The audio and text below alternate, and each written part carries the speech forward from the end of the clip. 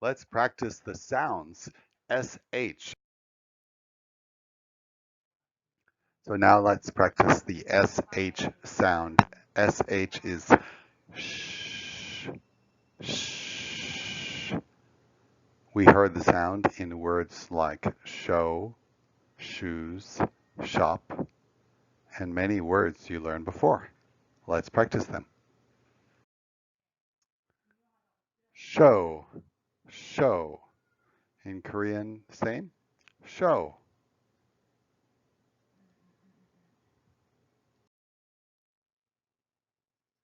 Shoes, shoes.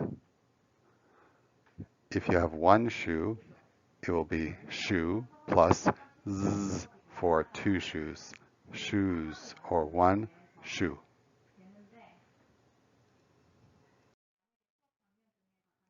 Shop, shop.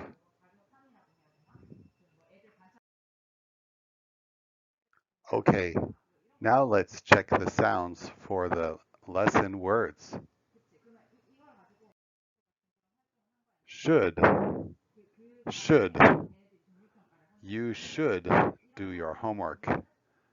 That would be like 숙제. 해야 해요.